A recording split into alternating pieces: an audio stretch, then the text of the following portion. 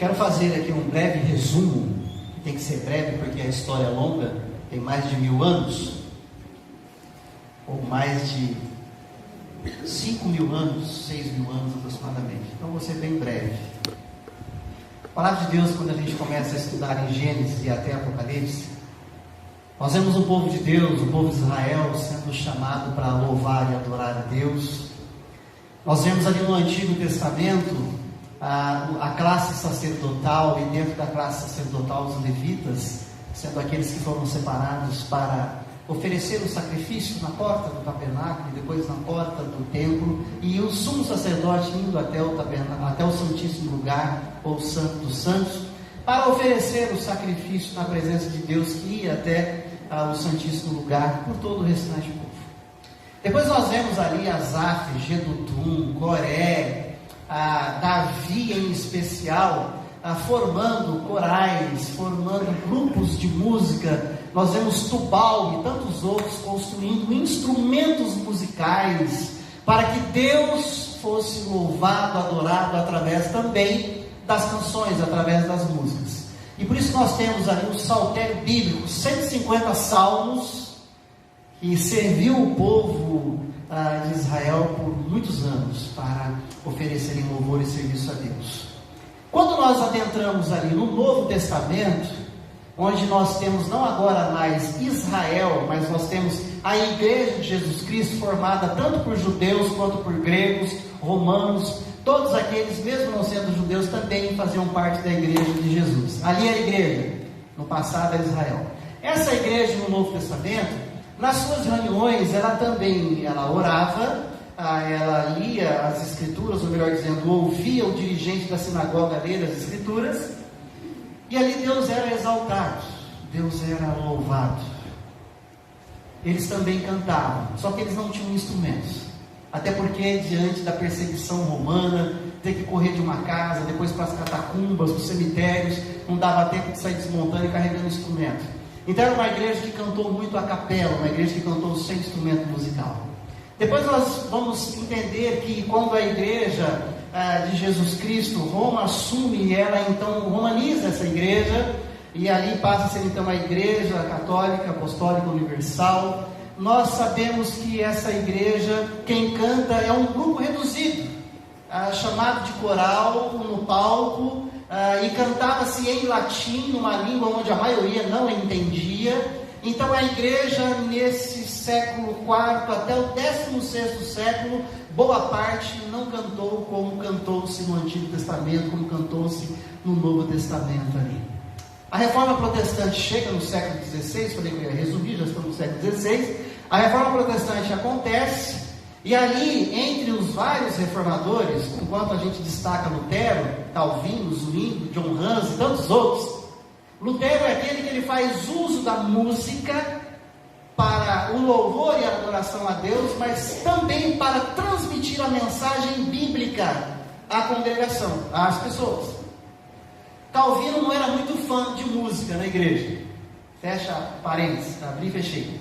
Mas nós vemos que a igreja após a Reforma Protestante, então ela usa música, e ali então vem os instrumentos, grandes músicos do passado, compondo hinos, a pedido dos reformadores, dos pregadores, e a igreja cantou por várias décadas aquilo que é chamado de hino, e é o que contém os grandes hinários, harpa cristã, novo cântico, assim por diante, das diferentes denominações. Essa igreja veio cantando os seus hinos até mais ou menos a década de 70, pouquinho antes da década de 70, final da década de 60, entra aquilo que é chamado de corinhos. Corinhos porque eram cânticos menores, só o coro, e ali começa a cantar então outros cânticos além dos hinos. E aí começa a existir uma certa rivalidade, se eu posso assim dizer, feia, triste, né? Mas uma medição de força em várias denominações, onde a predominância era de cantar hinos, agora vão se cantar cânticos. Agora não é apenas o piano ou o órgão, agora também é a bateria, agora também é a guitarra, agora também é o violão, agora também é o atabaque, agora também são instrumentos de percussão, instrumentos de sopro. E existe aquela resistência e não resistência, e agora a igreja começa a cantar hinos e cânticos, com piano, mas também com órgão, também com bateria, com teclado e assim vai. Na década de 80 para cá, surgiu o que é chamado movimento gospel, que é o que as pessoas chamam de música de crente, música do crente, música evangélica. E esse movimento gospel, ele entra no meio da igreja, patrocinado e financiado, muitos deles, por grandes gravadoras, as grandes gravadoras que descobriram o que o povo gostava de ouvir, o que o povo gostava de cantar, e muitos músicos foram ceifados por essas gravadoras, e esses músicos então, eles começaram a produzir cânticos que desse certo, cânticos que caíssem na graça do povo, cânticos que vendesse muito, senão a gravadora rompia o contrato com eles. Dito isso, de uma maneira muito resumida, nós sofremos no meio evangélico, no cancioneiro evangélico, aquilo que nós chamamos de uma deturpação, aquilo que nós chamamos de um atrapalho, uma pobreza enorme daquilo que vinha se cantando na vida da igreja do Senhor Jesus até essa década de 80. Graças a Deus, ali na década de 70, 80, surgem alguns grupos com homens e mulheres usados por Deus, que liam muito, estudavam muito a palavra de Deus, e eles conseguiram compor grandes canções. Algumas delas nós cantamos até hoje aqui, grupos como Logos, Vencedores por Cristo, Milagre, Rebanhão e outros grupos mais. Mas nós sabemos que existe uma predominância na vida da igreja evangélica, daqueles que são os cânticos mais cantados, os top 10. Sabe quando você vai para a Netflix, você quer escolher o filme que você vai assistir, você vê top 1 até o top 10 de filme? Existem os top 10 dos cânticos também no meio evangélico, que é aquele que cai mais no sabor de uma boa parte da maioria do povo. E aí nós vemos uma enxurrada de composições boas, mas juntamente com essas composições boas, composições não tão boas assim, não tão boas tanto musicalmente, quanto poeticamente, quanto narrativa, letra e tudo mais. Mas nós vivemos numa cultura latina, nós vivemos numa cultura de colonizados, onde tudo aquilo que vem de fora a gente tende a valorizar mais. Então o que a gente percebe, guardado as proporções, a boa parte das igrejas, elas hoje cantam aquilo que vem de fora. A maioria das canções que se cantam hoje são traduções daquilo que funcionou nas grandes e megas igrejas norte-americanas, europeias e assim por diante. Poucos são aqueles que ainda compõem canções com profundidade, riqueza musical, poética e de letra, de narrativa. Mas isso parece que é algo que é pouco percebido na vida da igreja. Então nós vemos uma igreja hoje louvando e adorando, e o pastor fala daquilo que vê, daquilo que presta atenção. Há décadas a gente vem estudando sobre isso. A gente percebe uma igreja que canta, que louva e que adora, mas muitas vezes com pouca reflexão naquilo que se canta, naquilo que se louva, naquilo que se adora. Basta ser um cântico gostoso, basta ser um cântico que me faz sentir gostoso, arrepiado, que faz bem, que me motiva, então eu canto. Dito isso, eu quero que você abra a sua Bíblia comigo, na carta aos Hebreus, lá no capítulo 10, versos 19 a 25. É o primeiro texto que nós vamos ler. Nós temos um segundo texto para lermos essa noite, como texto básico da mensagem. Mas no primeiro momento, Hebreus capítulo 10, versos 19 a 25. E eu peço que você não feche mais a sua Bíblia nesse texto, até que eu peça para você abrir no próximo, mas deixa marcado que nós voltaremos aqui. Então, Lorena, acompanhe atentamente a leitura da palavra de Deus. Hebreus 10, 19 a 25 diz: Tendo, pois, irmãos, intrepidez para entrar no Santo dos Santos, pelo sangue de Jesus, pelo novo e vivo caminho que Ele nos consagrou pelo véu, isto é, pela sua carne, tendo grande sacerdote sobre a casa de Deus, aproximemo-nos com sincero coração, em plena certeza de fé, tendo o coração purificado de má consciência e lavado o corpo com água pura. Guardemos firme a confissão da esperança sem vacilar, pois quem fez a promessa é fiel. Consideremos-nos também uns aos outros, para nos estimularmos ao amor e às boas obras. Não deixemos de congregarmos, como é costume de alguns, antes façamos admoestações, e tanto mais quanto vedes que o dia se aproxima. Esse é o primeiro texto. Eu não vou ler o segundo texto agora, para a gente poder caminhar e depois eu leio. Eu quero intitular a nossa reflexão bíblica hoje como louvor e adoração sem segunda intenção. Você pode repetir comigo? Até rimou, né? Vamos lá? Louvor e adoração sem segunda intenção. Mas pastor, existe isso? Existe, e muito. Existe muito louvor e adoração com motivações equivocadas, com segunda intenção. Quando nós olhamos para a narrativa de Hebreus, capítulo 10, versos 19 a 25, eu quero situar a você e a mim dentro do contexto geral dessa carta. O que é a carta aos Hebreus? Entre várias questões.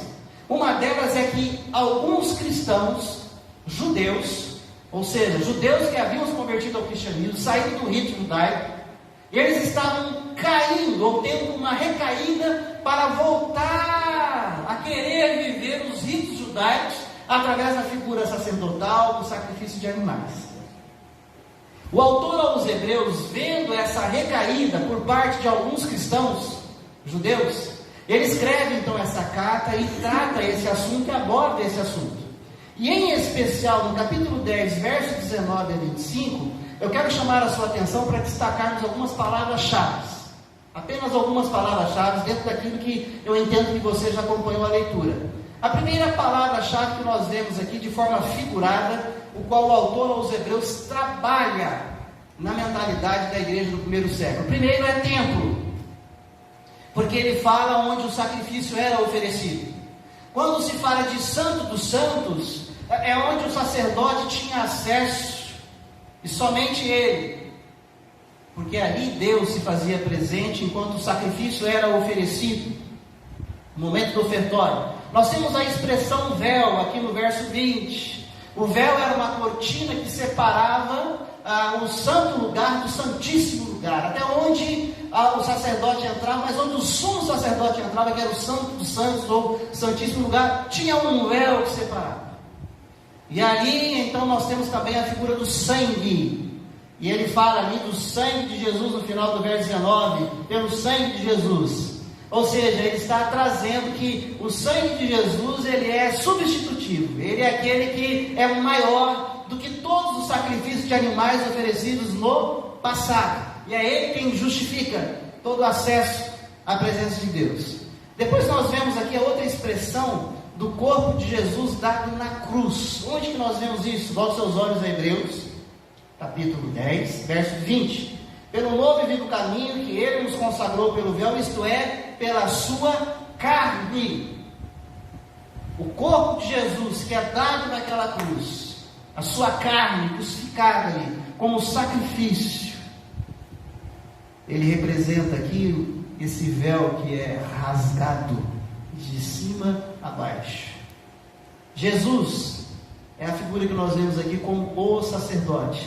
Jesus é o sacerdote que promoveu o último rito, o último sacrifício. Ele é o sacerdote, ele é a ovelha sacrificada como o último sacrifício suficiente e cabal. Nós vemos isso quando o autor aos Hebreus fala no verso 20, verso 19, perdão. Tendo, pois, irmãos, intrepidez para entrar no Santo dos Santos. O autor está falando, olha, todos entrem no Santo dos Santos. Ou seja, todos têm direito a viver na presença de Deus. Por quê? Porque Jesus, ele inaugurou esse novo caminho, o véu se rasgou, a classe sacerdotal já não há mais uma necessidade, porque agora todos nós somos em Cristo Jesus, aqueles que podem viver na presença de Deus. O sacerdote, ele oferecia o sacrifício a Deus por alguns motivos, dentre eles, primeiro, oferecendo louvor a Deus. O povo chegava com farinha, com efa, com pães, com animais, oferecendo oferta a Deus como gratidão pela colheita, pelo gado que produzia, mas haviam também ofertas de adoração. Essa primeira que eu falei é a oferta de louvor. Eles louvavam a Deus pelo que Deus fazia para eles. Deus dava a colheita para eles. E a oferta de adoração, essa uma vez por ano, o sacerdote entrava lá no Santíssimo Lugar, com o sangue aspergido do animal, para que os pecados deles fossem perdoados. Então eu gostaria que você gravasse algo, se ainda não sabe, e se sabe, reforça. Louvar a Deus é agradecer a Deus por tudo que Ele fez e faz. Adoração, que é a palavra proskuneu, prostrar-se, é adorar a Deus, render-se diante de Deus em confissão de pecado, reconhecendo o quão pecadores nós somos. Então, quando nós falamos de uma igreja que louva e adora, é uma igreja que canta louvores em gratidão a Deus por tudo que Deus fez e faz, e é uma igreja que adora a Deus se prostrando em confissão de pecados, em rendição a Deus, reconhecendo que é pecador miserável e necessita da graça e do perdão de Deus. Dito isto, e sabendo isto, que Jesus é o sacerdote, o sacrifício único, o autor aos Hebreus, no verso 19, ele fala assim: todos vocês, todos, sem exceção, ousem estar na presença de Deus. Ele continua dizendo: irmãos, tenham intrepidez, tenham coragem, façam isso, não pelos ritos sacrificiais dos sacerdotes, mas façam isso, porque Jesus já foi todo o rito, já foi todo o sacrifício. E eles continuam dizendo: ousem fazer isso por causa de uma consciência nova, de um jeito novo de louvar e adorar a Deus.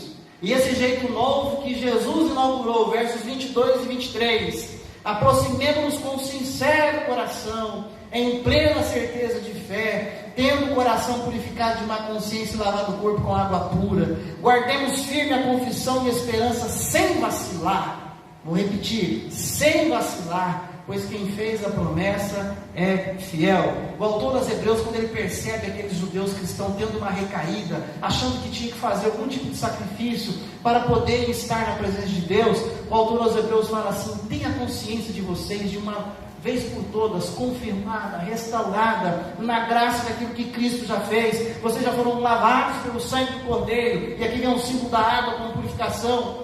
Mas no verso 23 ele fala assim: guarda isso na mente e na alma de vocês, para que vocês não vacilem, não queiram voltar a fazer sacrifícios para viver na presença de Deus com louvor e com adoração. O autor aos Hebreus está falando assim: não vacilem, não queiram ser agradáveis a Deus com o sacrifício de vocês, para atrair a presença de Deus e sermos aceitos na presença dele. O autor aos Hebreus, ele percebe essa recaída e por isso ele escreve essa narrativa que vemos no capítulo 10, versos 19 até o verso 25. O autor aos Hebreus estava lembrando a igreja no primeiro século e a igreja de hoje, que nós não podemos nos ver com a possibilidade de fazer qualquer tipo de sacrifício em oferta a Deus e sermos agradáveis para Ele. Talvez você tenha dificuldade de entender isso, mas o fato é que qualquer coisa que eu me proponho a fazer, qualquer coisa que você ou qualquer outro cristão na face da terra se propõe a fazer como sacrifício para ser agradável a Deus, isso é impossível acontecer. Isso era a prática do sacerdote, que antes dele oferecer sacrifício pelos outros, ele tinha que tomar um banho especial, ele tinha que fazer um sacrifício específico de sangue de animal por ele mesmo, ter umas vestimentas toda para aquele momento e entrar no Santíssimo Lugar em dia. E aí Deus então admitia e não fulminava ele lá. Quando entrava errado, fulminava e tinha que ser puxado pela corda. Esses judeus estão tendo essa recaída, eles estão achando que eles precisam fazer algo para agradar a Deus, para atrair a presença de Deus e para eles estarem na presença de Deus. Mas o autor ele fala no verso 21, nós já temos um grande sacerdote sobre a casa de Deus, e este é Jesus, um sacerdote que também foi a ovelha, foi o cordeiro de Deus. Hoje no século 21, falando de hoje, 2023, embora nós cantemos, e o véu que separava, já não separa mais, enquanto a gente canta isso, por vezes inconscientemente ou conscientemente nós achamos que podemos atrair a presença de Deus através dos louvores na igreja. Pastor, mas não é? Não. A gente não atrai a presença de Deus através do louvor e da adoração. Essa é uma ideia que o mundo gospel, essa é uma ideia que alguns dirigentes de música, chamados grupos de louvor, foram criando na história. E aí são aqueles que conseguem, na santidade que eles vivem, na musicalidade que eles tocam e cantam, atrair a presença de Deus ao povo, e aí o povo poder viver na presença de Deus. Isso não é bíblico. Isso é criação humana. E o autor aos Hebreus está trabalhando justamente isso aqui com esses judeus cristãos, que queriam voltar aos ritos, se tornar agradável a Deus. Vejamos o segundo texto bíblico que eu falei que nós veríamos essa noite. Salmo 22. Enquanto está aparecendo aqui do versículo 1 ao 5, eu vou ler apenas o verso 3. Vou tentar encurtar aqui a nossa reflexão para ficar mais fácil de assimilar. Não vou demorar muito tempo. Salmo capítulo 22, verso 3.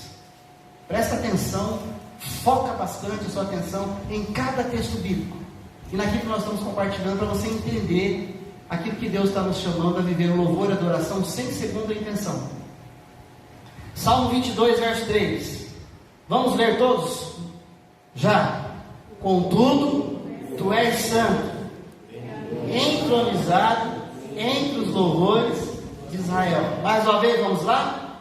Contudo, tu és santo, entronizado entre os louvores de Israel. Eu dei uma pausa aqui para ouvir uma outra versão bíblica, que habita entre... Tem aí a sua versão? Quem tem a versão diferente de entronizado? Levanta a mão. O que está escrito aí no lugar de entronizado na tua versão bíblica? Que habita entre os louvores. Então, pastor, como é que o senhor está dizendo que Deus não habita entre os louvores? Vamos lá. Vamos entender o que o versículo 22 de Salmo, verso 3, de fato está nos dizendo. A palavra que nós encontramos aqui, capítulo 22, verso 3, entronizado, conforme nós lemos na maioria das versões. Em outras versões bíblicas tem a palavra habita entre os louvores. Numa leitura muito rápida e sem reflexão a fundo neste versículo, vai nos levar a pensar, a dizer, a cantar assim: Deus habita no meio dos louvores. Logo nós vamos então louvar a Deus, e assim como a nossa oferenda de louvor cantado a Deus, nós iremos agradar a Deus com o nosso louvor e vamos atrair a presença de Deus entre nós e vamos poder estar na presença dele. Mas será que é isso que o texto está dizendo? O texto diz algo diferente daquilo que uma primeira leitura te pega e me pega. Nesse Salmo, capítulo 22, verso 3, a palavra aqui, seja a tua versão habitas ou entronizado, no original dela é Yashab, em hebraico.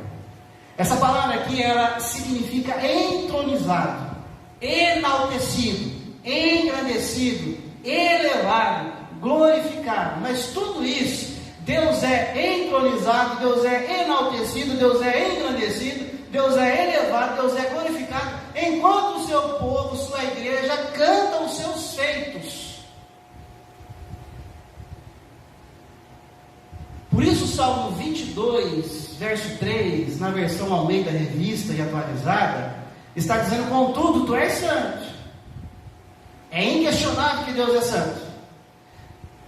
É santo e entronizado entre os louvores de Israel. Presta atenção. Tu és entronizado, tu és engrandecido, tu não és atraído. Quando nós temos a ideia daqueles que são os atributos de Deus, é que eu vou me ater apenas um, que a gente procura ensinar a igreja para decorar. Deus é onipresente. Deus é o quê? Então por que a gente acha que Ele está ausente e temos que fazer algo para atrair a presença dEle em determinados momentos?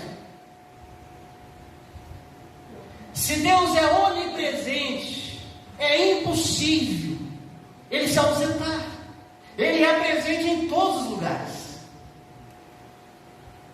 Mas o autor aos Hebreus percebeu os judeus cristãos querendo voltar ao rito antigo, achando que na oferenda do sacrifício deles, Eles iriam atrair a Deus até eles, para que eles pudessem estar na presença de Deus. E infelizmente isso é feito em muitas igrejas, através de muitos dirigentes de música de louvor, que acham que na hora do culto, eles, na sua instrumentalidade, na sua musicalidade, por estarem naquilo que é chamado palco, que para muitos é chamado de altar, só falta chamar de santíssimo lugar, muitos acham que esses músicos, na hora do louvor, vai ser tão agradável a Deus, que eles vão atrair, Deus vai baixar aqui no lugar, Deus vai descer aqui, nós vamos atrair a Deus com o nosso louvor. Não, Deus já está, Ele já estava, porque Ele é onipresente, é impossível nos ausentarmos dele. Eu estava lendo um artigo, relendo um artigo da revista Ultimato, uma das boas revistas. Dou uma dica para você: se você assina várias revistas, uma que vale a pena assinar se você não assina, é a revista chamada Ultimato. Uma revista séria, uma liderança séria, de gente com profundidade bíblica. Eu a leio há décadas. E em 2011, a revista Ultimato soltou um artigo daquele que era para chocar. Sabe aquela chamada de reportagem que é para você falar não? E aí você vai ler para ver se é mesmo? O artigo que a revista Ultimato colocou em 2011, eu estava relendo esse artigo enquanto eu preparava essa mensagem. Eles falam assim: Deus não habita no meio dos louvores. Você já cresce o olho desse tamanho, né? Como assim Deus não habita no meio dos louvores? E aí ele vai trabalhando essa tentativa de grupos de música de louvor de atrair a presença de um Deus que já é onipresente, de se achar capaz de ser agradável a Deus, para que Deus desça e venha e se faça presente. Ele esquece que Deus é onipresente. E nesse artigo da revista, eu vou ler só um resuminho que eles colocam. Eles falam assim: em muitos grupos musicais, o louvor e a adoração se tornou uma espécie de mantra evocatório. Ganhou o status de Shekinah, aqueles que produzem a manifestação da glória de Deus. Então, às vezes, o que às vezes nos faz pensar que nós temos poder de, através do louvor, atrair a presença de Deus? O que te faz pensar, se te faz pensar que o louvor atrai a presença de Deus? Já vimos que o Salmo 22, verso 3 aqui, não tem nada a ver com isso. Era entronizar, exaltar, glorificar, engrandecer um Deus que já era presente. Não é para atrair, porque Ele é onipresente. Mas o que acontece no meio da igreja, nessas décadas que vem se passando, que não só os grupos de músicas, mas boa parte da igreja acredita que é na hora do louvor que a gente consegue atrair a presença de Deus, e que Deus vem. Primeiro, pelas experiências pessoais de algumas pessoas. A experiência pessoal, o próprio nome já diz, ela é a experiência é sua, ela é minha, ela não é regra de fé e prática. Nossa regra de fé e prática é as Sagradas Escrituras. Experiência pessoal não serve para doutrinar, não serve para tornar dogma, crença bíblica para mim e para você, por mais bíblicas que ela seja. A palavra de Deus é a nossa regra de fé e prática. Não é a minha experiência enquanto pastor, enquanto cristão, não é a tua experiência que vai reger. Mas muitas experiências pessoais de muitos crentes têm feito grupos musicais e boa parte da igreja acreditar que na hora do louvor, porque o louvor foi supimpa, foi bênção, ungido, então Deus foi atraído. Algumas experiências de pessoas que dizem assim: no culto hoje eu senti a presença de Deus, eu até chorei, me arrepiei, me emocionei, por isso eu sei que Deus esteve presente. Alguém já ouviu isso? Ou já falou nisso? São experiências pessoais. Outras experiências pessoais: aquele ou esse louvor me tocou, porque Deus foi atraído e se fez presente. Eu senti que Deus estava presente, porque o louvor foi. São experiências pessoais. Pastor, mas se as pessoas têm essa experiência, como é que o senhor explica isso? Isso aí a ciência explica. Isso aí a Bíblia explica. Vamos começar pela Bíblia. Lembra de um rei que tentou matar Davi várias vezes porque estava enciumado? Esse rei chamava-se Saul. E ele tentou matar Davi várias vezes. Uma das vezes que ele tentou matar Davi, Davi foi para tocar harpa na presença de Saul. E Saul pegou uma lança e pum! Graças a Deus Davi foi mais rápido e foi. E aí fala que Davi tocou a harpa e acalmou o espírito. Acalmou o quê? O espírito de Saul. Isso a Bíblia explica. Uma pessoa enraivecida, cheia de ódio, cheirando morte. Davi tocando a sua harpa, aquela música que a harpa só dá para imaginar uma música suave, calma, tranquila, e que afeta todos os seus trilhões de células no corpo humano. E cada célula dos trilhões de células que nós temos no corpo humano, elas são musicais. Sabia que as suas células são musicais? Isso a biomúsica já estudou e comprovou. As células são musicais. Nós somos seres musicais. E Davi consegue acalmar Saul na sua ira. Agora, vindo para o outro lado, quando alguém fala assim: o louvor hoje foi uma benção, hoje Deus estava presente, hoje o louvor atraiu a presença de Deus. O que simplesmente aconteceu na sua emoção ou na minha emoção é que nós somos seres musicais, suscetíveis a sentir. E aí, quando o estilo de música que você mais gosta é tocado, aí o seu ouvido, o meu ouvido, que é tradutor das ondas sonoras, e se é a música que você mais gosta, o estilo que você gosta, os ouvidos que traduzem as ondas sonoras, vai tornar essa musicalidade aceita, ela vai mexer com as suas emoções. A música toca e a música emociona. Quando a gente vai ler um pouquinho sobre a musicoterapia, você já ouviu falar sobre essa ciência, a musicoterapia? Pessoas enfermas com algumas debilidades, elas são tratadas por músicos, terapeutas músicos, que sabem desse poder da música, de trabalhar a alma e a mente das pessoas, as emoções da pessoa. Então a musicoterapia, ela atribui o poder à música, ao som, que ela chama de ethos, E-T-H-O-S. E dentro da música existe o eto frígio, que ela excita, que gera coragem e furor. Quem frequenta a academia aqui? Levanta a mão. Ou quem já frequentou a academia? Lá na academia, geralmente, que tipo de música está tocando? Aquela música bem calminha, não é? É essa? Não, é aquela música pegada, batida. Por quê? Porque é uma música que quem sabe que é o eto frígio, que vai trabalhar no corpo daquele ser humano, que tem que se exercitar, que tem que correr, esquecer que está cansado e vai. Quando você vai a um supermercado ou um shopping, você vai falar que você nem ouve. Mas ao supermercado ou ao shopping, que tipo de música que toca? Se você não ouve, presta atenção agora. É música batidão, rapidão? Não. É a música mais calma possível, para mexer, né? Que a gente chama, dentro da musicoterapia, de eto eólio, ou eto lídio. Porque o mercado, o shopping, quer te segurar o máximo de tempo lá dentro, para você e eu gastarmos o máximo que a gente tiver para gastar lá dentro.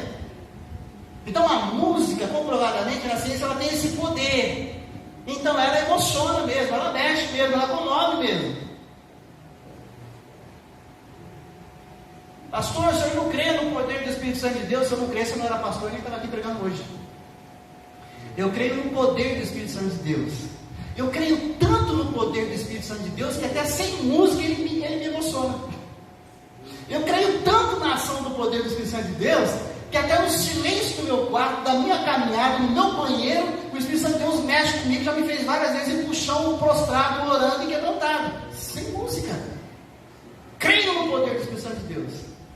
O que eu não creio é nas manipulações, infelizmente, que existem nas igrejas, consciente e inconscientemente, de muitos grupos musicais, que mexe, brinca com o sentimento, as emoções das pessoas, e leva-os a cantar, a louvar e adorar a Deus, sem pensar no que está cantando, sem pensar como está louvando e adorando a Deus, achando que tem esse poder.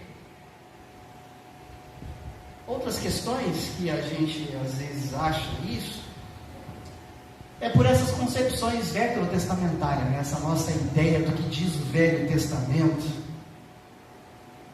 a despeito de o culto hoje foi uma bênção, porque o louvor foi poderoso, e esses músicos consagrados, igual os levitas no passado, lá no altar, e hoje eles no palco, no altar, atraiu a presença de Deus. A gente inconscientemente às vezes faz esse link. É uma velha consciência de agradar através dos nossos ritos, dos nossos louvores, para atrair a presença de Deus. E muitas vezes, grupos musicais erram, como eu confesso aqui, já pedi perdão a Deus e peço perdão novamente, quantas vezes eu já errei. Que antes de ser pastor, eu fui muito tempo dirigente de música. Quantas coisas eu cantei que hoje eu não ouso cantar mais. Porque a ideia é que o cristão vai lendo, estudando a Bíblia, ele vai crescendo e vai amadurecendo algumas coisas, ele vai filtrando. Opa, isso aqui não é bem assim. Não é que a gente fica incrédulo, a gente fica credo na palavra. E a gente percebe que não é. Por exemplo, uma canção. E essa mensagem, ela foi evocada na minha alma e na minha mente, através de uma canção que o grupo queria cantar hoje aqui. Mas a minha esposa, como questionadora que ela é, também, durante a semana ela falou para mim: essa letra aqui não tem alguma coisa estranha? Eu falei: qual que é? Fala. A gente ia até cantar ela hoje aqui. Só que eu ia ter que alterar 2 frases. Aí você pode alterar direitos autorais, não B.O. violento. Eu falei: então vamos cantar. Mas, por exemplo, presta atenção. Às vezes nós que estamos tocando e cantando, colaboramos para essa ideia de achar que o louvor atrai a presença de Deus. Aquele cântico: hoje é tempo de louvar. Canta, eu acho que eu errei o tom, né? Me dá o tom, alguém aí? Priscila, até me dá o tom. O de louvar. Continua cantando. Seu Espírito. Presta atenção. Então é só cantar e a Cristo exaltar, e sua glória encherá. Quer dizer que até antes da gente cantar, Deus não estava presente aqui.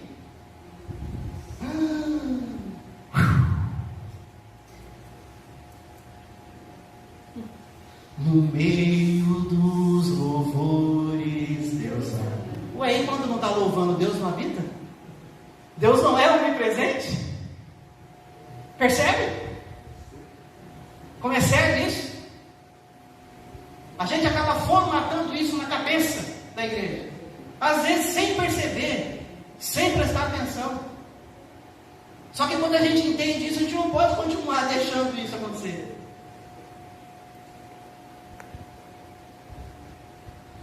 E esse cântico foi composto em cima do Salmo 22:3, porque pegou numa primeira interpretação. Deus habita no meio dos... Não. Enquanto a igreja está louvando o Deus que já é presente, esse Deus é entronizado, esse Deus é engrandecido, esse Deus é exaltado. Não é que ali ele vai baixar e vai ser atraído. Ele é onipresente, ele já está. Um outro cântico: onde estiverem 2 ou... Esse não, pastor. Reunidos em nome do Senhor. Termina. Se fará presente ali. Continua. Manifestando o seu poder e amor. Vamos cantar, vamos louvar, para que Ele... Mas gente, misericórdia! Deus precisa que eu e você cantemos e louvemos para que Ele seja gracioso sobre nós. Pastor, mas isso está na Bíblia. E esse texto eu vou pedir para você reler ele na sua casa e entender quando é o perigo da gente pegar versículo isolado e criar música em cima dele. Eu estou cantando a Bíblia, mas isoladamente você pode cantar o que não tem a ver com o contexto. Quando em Mateus, marca aí para você conferir na tua casa, Mateus capítulo 18, verso 20, quando ele fala, no final do verso 20, onde estiverem 2 ou 3 em meu nome, ali eu me farei presente. Então a gente vai falar: pastor, tem 2 ou 3, Deus já está presente. Só que eu vou pedir para você reler esse texto, considerando os versículos anteriores, o 19, o 18, o 17, o 16 e o 15. Então você vai ler durante a semana na sua casa, Mateus 18, de 15 a 20, para entender, porque onde estiverem 2 ou 3, Deus está presente. No versículo 15 está falando assim: se você sabe que o teu irmão tem alguma coisa contra você, vai você e outra pessoa arguir o seu irmão para que haja acerto, para que haja perdão. E aí continua, né? E Mateus registrando: olha, então vá você e uma outra para acertar com o outro. 3 pessoas. E se você for e o outro for acertar com o outro sobre os princípios, os valores de Deus, de liberar perdão, de ser perdoado, a presença de Deus ali é certa. Porque você, aí mais uma testemunha e o outro que ofendeu é ofendido, e estão vivendo perdão. E onde nós vivemos a palavra de Deus, é certamente Deus dizendo: estou com vocês, eu aprovo isso aí. É essa presença de aprovação.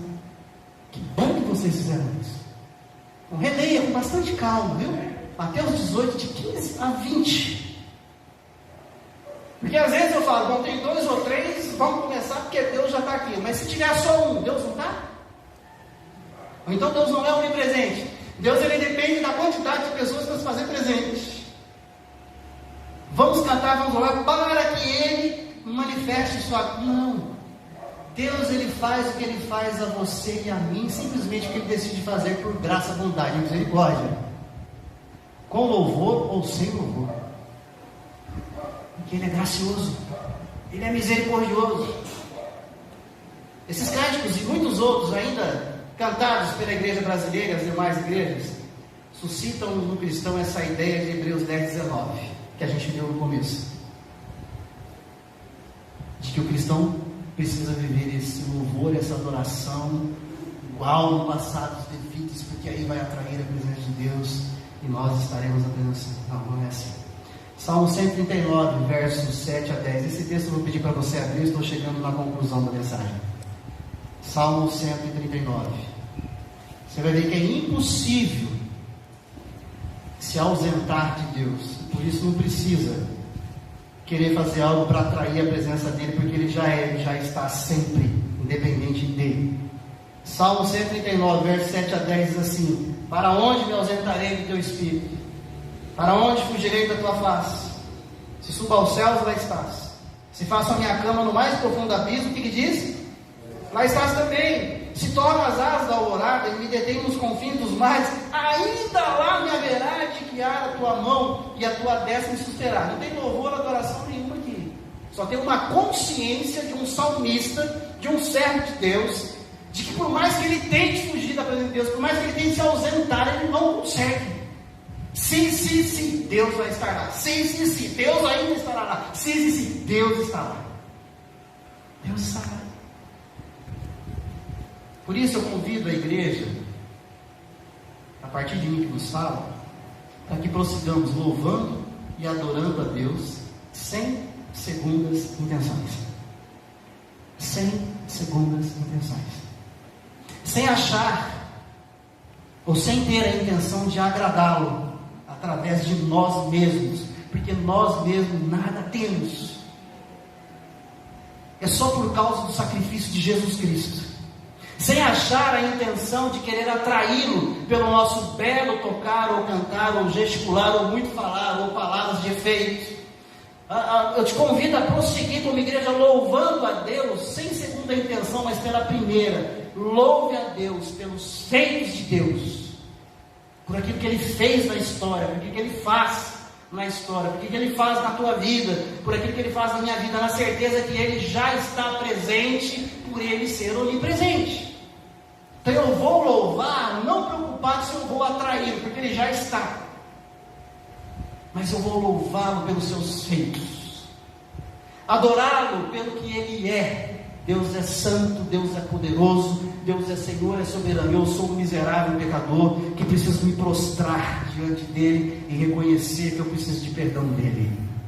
Louvar e adorar a Deus pelo novo e vivo caminho, é o que diz o autor aos Hebreus. Olha, continue louvando, continue adorando, sem achar que vocês vão atrair. Não, mas é pelo vivo e novo caminho, é Cristo, é Jesus, é o sacrifício dele, que já faz com que Deus seja presente. Louvar e adorar pelo novo e vivo caminho, sabendo que em Jesus Cristo o louvor da igreja se torna agradável como aroma suave ao... Sabe quando a gente começa o culto, às vezes fala que o nosso louvor, Deus, ou então na tua oração, Senhor, aceita o nosso louvor como aroma agradável? Você já orou isso? Já orei isso também, vou continuar orando isso. Só que quando você orar isso, quando eu orar isso novamente, Senhor, aceita esse louvor, essa adoração que será cantada aqui, e que ele chegue como aroma, incenso suave e agradável ao Senhor, por causa de Jesus Cristo, por causa do sacrifício dele, não por causa do músico, da música ou do que faremos aqui, mas por causa dele, é que é agradável. A adoração da igreja se torna agradável e aceitável a Deus por causa de Jesus, sabendo que as músicas são cantadas na e pela igreja, para que Deus seja engrandecido. Eu vou repetir isso aqui. Sabe por que tem grupos de música na igreja? E graças a Deus por aqueles que estão tocando e cantando aqui. Sabe por que tem? É para que Deus seja engrandecido, exaltado e entronizado. Vou repetir. Sabe por que tem músico na igreja, tem louvor e adoração na igreja? É para que Deus seja engrandecido, exaltado e entronizado. Não é para mim, não é para você, não é para seu ninguém. Entendemos? Ok? Louvor e adoração é para Deus. As letras que nós cantamos, acreditamos que também fala conosco, mas é para Deus. E só é agradável para Deus por causa de Jesus Cristo. Isso significa que eu goste ou não, seja agradável, te arrepie ou não, não é para você, não é para mim. É para Deus. Para Deus. Se os grupos de músicas nas igrejas e aqueles que lideram levassem isso a sério, iria ser tudo muito mais leve para os músicos e para a igreja. Sabendo que Deus já é presente, por graça e misericórdia. Então, turma da música da IP4, todos os que tocaram hoje, os que tocaram domingo passado e retrasado, a todos vocês, o nosso muito obrigado por nos servirem com aquilo que vocês podem nos servir. Muito obrigado mesmo. Ao grupo de hoje, ao grupo do domingo passado. Turma de música da Igreja da Quadra, continue cuidando das letras que cantam.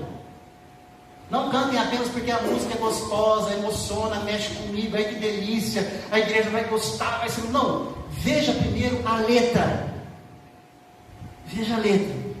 Tenha esse cuidado, esse zelo. Continue cuidando das músicas que tocam e como ministram, conduzem o povo no cantar, sem manipular. Hoje eu estava ouvindo um pastor, um dos poucos que eu ouço, de manhã, e ele falou algo que eu já vinha estudando há uns anos atrás, e eu falei, tá vendo? É isso mesmo. E ele não tinha nada a ver a mensagem dele é totalmente outra, diferente disso daqui. Mas ele falou assim, que um dirigente de música de umas grandes mega igrejas lá dos Estados Unidos, foi redundante aqui, né? Grande mega igreja dos Estados Unidos, aqueles louvores que o brasileiro importa. Um dos grandes líderes lá, ele confessou um erro violento, e graças a Deus ele acordou. Sabe qual foi? Ele estava lá na frente, aquela igreja cheia, e o povo cantando, tocando, e a banda mandando ver, e ele ministrando, glória a Deus e aleluia. Aí o ponto dele, isso aqui é uma linguagem mais para quem é músico, o ponto é um fone que fica no ouvido do músico, que o pessoal da retaguarda se comunica com ele, como que está. Sabe o que o ponto falou para ele no meio do cântico? Continua, agora fala para o povo ficar em pé, agora fala para bater palma, agora fala para o povo dar glória a Deus, continua, agora dá um sinal para o músico, ele mudar uma nota mais ascendente, para mexer mais com a emoção do povo. Pura manipulação. Que pecado, não é? Graças a Deus ele confessou isso, se arrependeu disso. E o quanto isso acontece? Alguns conscientes, outros inconscientes. Com que os músicos continuem tendo esse zelo. Membros da igreja Presbiteriana da Guarda, que depende também dos membros, continuem vindo aos nossos ajuntamentos. Não abandonemos a nossa congregação, como é costume de alguns. Capítulo 10, verso 25. Não abandonemos. Continue vindo aos nossos ajuntamentos para louvar e adorar a Deus através de Jesus Cristo. Continue sendo grato a Deus, a todos os que têm tocado e cantado para servir a você e servir a mim, servindo a Deus. Continue cuidando para não ficarem buscando louvor e adoração que seja agradável a você mesmo, ou a mim mesmo, porque eu tenho uma tendência, você tem uma tendência de buscar os louvores que nos agradam, que sejam gostosinhos para nós. Continue louvando e adorando a Deus sem esperar dos músicos santidade sacerdotal que atraia a presença de Deus, porque eles não têm esse poder, essa condição, só Cristo. Continue louvando e adorando a Deus, igreja Presbiteriana da Guarda, tendo a Deus como aquele que faz e fez sempre na história. Assim nós viveremos um louvor, uma adoração sem segunda intenção. Vamos continuar nos juntando aqui para louvar e para adorar a Deus. louvar pelo que Ele fez e faz, e adorá-lo pela grandeza dEle. E Ele é imensurável. A gente vai ouvir uma canção que fala da grandeza desse Deus imensurável, imensurável. Enquanto a Priscila ajeita o instrumento ali, você sabe uma das grandes verdades que acontece no meio evangélico, isso em todas as denominações, e triste, é que muitas pessoas estão correndo atrás das igrejas que tem a melhor banda, entre aspas, o melhor louvor, o que mais atrai a presença de Deus. Pessoas buscando louvores para se autossatisfazer, porque ela vai atrás de um louvor para ela, esquecendo-se de que o louvor e a adoração é para Deus, só para Deus, através de Cristo Jesus. Sei que não há com o que comparar, tua grandeza presente está em todo lugar, contemplo tua glória, como um grão de areia no mar, todo o universo existe somente pra te adorar. Tua imagem sou, eu sou. Descanso então com lírios do campo, desfruto então de ti todo o tempo. Pra tua glória sou, pra tua glória vou. Tua grandeza imensurável ela é. Pra tua glória sou, pra tua glória vou. Nada melhor do que só depender do teu amor. Descanso então com lírios do campo, desfruto então de ti todo o tempo. Pra tua glória sou, pra tua glória vou. Tua grandeza imensurável ela é. Pra tua glória sou, pra tua glória vou. Nada melhor do que só depender do teu amor. Na, na, na, na, na, na.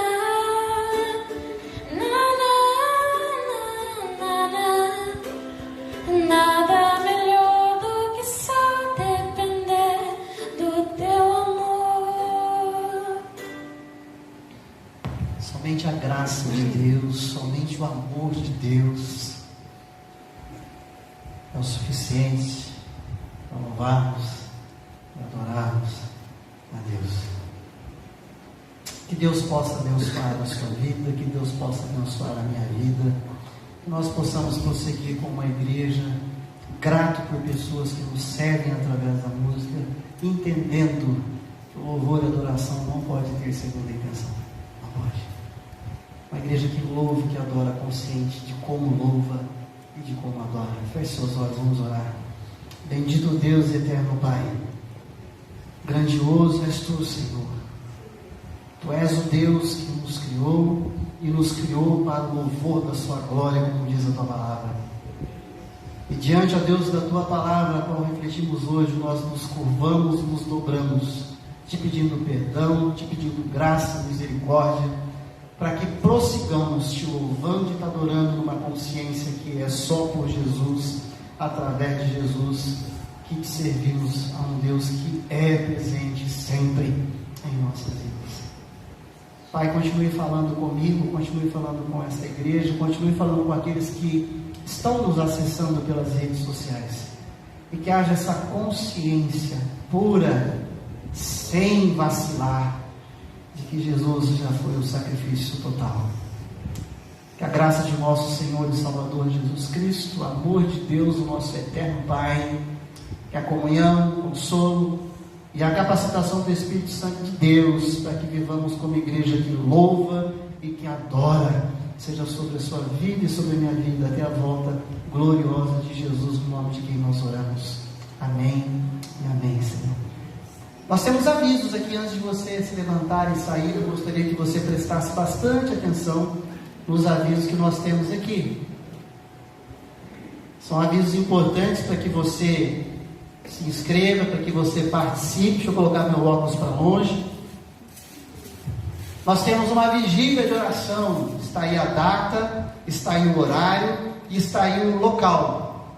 Nós somos gratos mais uma vez ao nosso irmão aqui, que sempre tem cedido ali o seu espaço abençoado, para que possamos ter um tempo de oração e reflexão diante de Deus. Eu mandei na lista de transmissão. Você que não faz parte também é convidado para participar dessa vigília de oração. Então se prepara, que vai ser daqui 2 sextas-feiras.